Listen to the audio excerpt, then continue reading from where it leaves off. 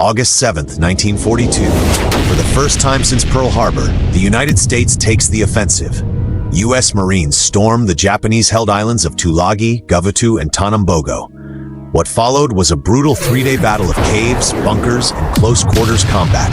The first taste of what the Pacific War would truly demand.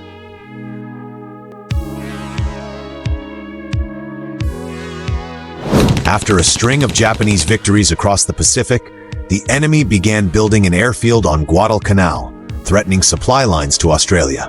To stop it, the Allies launched Operation Watchtower, the invasion of the southern Solomon Islands. The first targets were Tulagi, Gavutu, and Tanambogo, small islands with seaplane bases and garrisons of elite Japanese naval troops.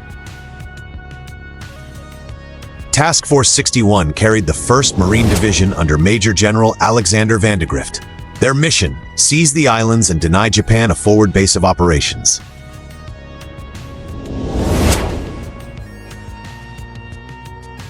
At dawn, August 7th, after heavy naval bombardment, the 1st Raider Battalion under Lieutenant Colonel Merritt Red Mike Edson and the 2nd Battalion, 5th Marines, stormed the beaches of Tulagi. The 886 Japanese defenders, Special Naval Landing Force, construction units, and air personnel had withdrawn inland, waiting in trenches, caves, and bunkers. What followed was savage fighting at point-blank range. Flamethrowers, grenades, and bayonets cleared positions one by one. By the evening of August 8th, the Marines had destroyed most resistance. Out of nearly 900 defenders, only 3 Japanese were captured alive.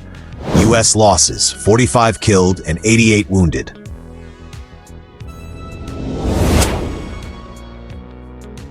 Meanwhile, the 1st Parachute Battalion, about 397 Marines under Major Robert H. Williams, assaulted Gavutu. The defenders, around 350 Japanese sailors, aircrew, and laborers, were dug into coral caves overlooking the landing beaches. The Marines landed under intense machine gun fire and immediately took heavy casualties. Fighting devolved into brutal room-to-room and cave-to-cave battles. By nightfall, the island was nearly secure, but at the cost of 70 U.S. dead and 87 wounded.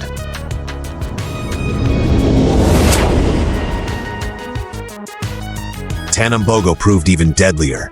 Defended by about 476 Japanese, the island was assaulted by elements of the 1st Battalion, 2nd Marines. The defenders used caves, trenches, and concealed positions to devastating effect. After naval gunfire and airstrikes from carrier planes, the Marines advanced with flamethrowers and explosives. By August 9th, resistance collapsed. Almost every Japanese defender fought to the death. By August 9th, Tulagi, Gavutu, and Tanambogo were in American hands.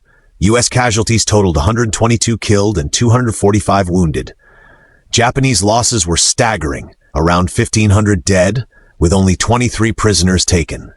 The battles gave the Marines their first hard lessons of the Pacific War. Every island would be a fortress, and the Japanese would fight to the last man. These bloody victories secured a foothold for the critical struggle over Guadalcanal just days away. The capture of Tulagi and its sister islands denied Japan's seaplane bases and secured the Allies' flank for the Guadalcanal Campaign. The courage of Edson's raiders, Marine paratroopers, and infantrymen set the tone for the long, brutal island-hopping campaign to come. The Battle of Tulagi and Gavutu Tanambogo was just the beginning. The road ahead led through Guadalcanal, Tarawa, Iwo Jima, and beyond, and the first step toward ultimate victory in the Pacific. If you want more untold stories of America's warriors, hit subscribe and join us for the next battle.